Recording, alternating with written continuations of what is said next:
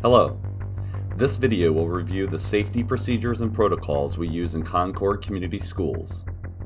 Here in Concord, we use what is called the Standard Response Protocol. This allows the school and first responders to use the same language during emergencies. The Standard Response Protocol is based on 5 actions we take during an emergency: lockout, evacuate, shelter, hold, and ALICE. Each action is followed by a directive. Every action has specific instructions of what to do during an emergency. When you hear them over the PA, the action and directive will be repeated. Now, let's take a look at each action and what staff and students should do when they hear them.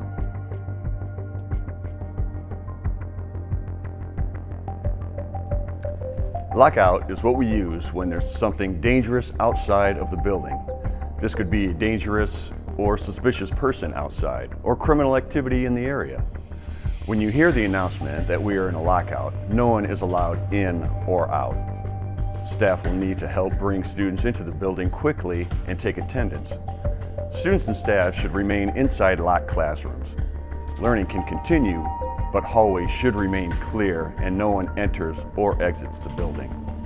Staff should have increased awareness in the event more action is needed.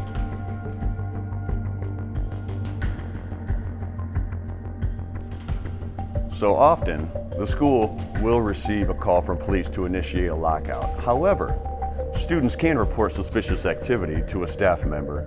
Staff members would report this to the office for further direction.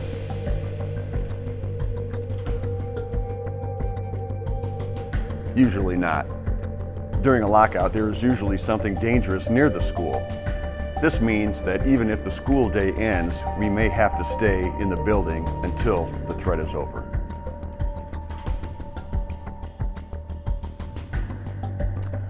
A lockout will be released by an announcement over the PA. If the threat gets near to the building, staff should be ready for a lockout to go into an ALICE alert.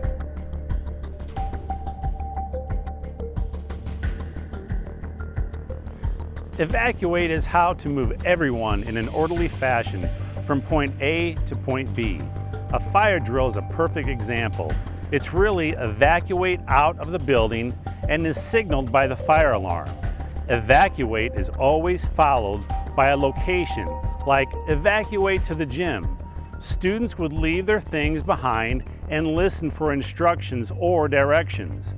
For teachers, there may be cases where you lead students and cases where you follow them. Teachers should grab their clipboards that contain your current rosters and red and green cards.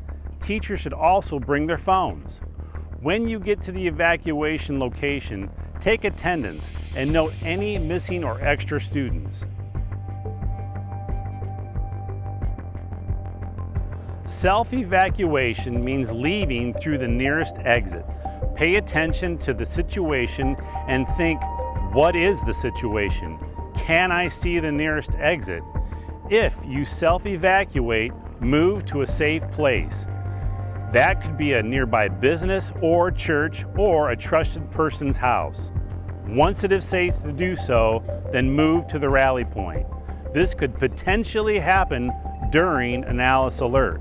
However, remember that being behind a locked door is a proven barrier.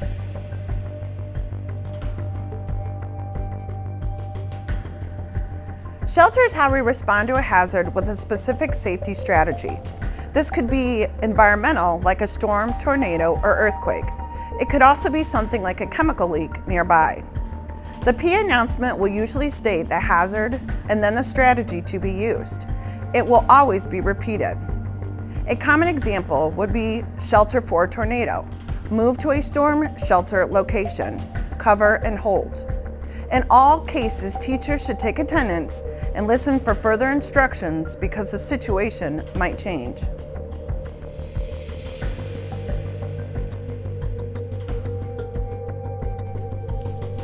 Hold in classrooms is used when we need to keep the hallways clear of students. The PA announcement will be hold in classrooms, clear the hallways. This will be repeated.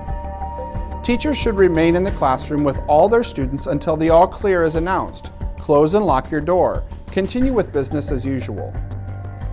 If you're in the hallway, quickly return to your room or the nearest open room if the situation does not allow you to return to your room. Any adults in the hallway without students should help clear hallways of students and return to their rooms.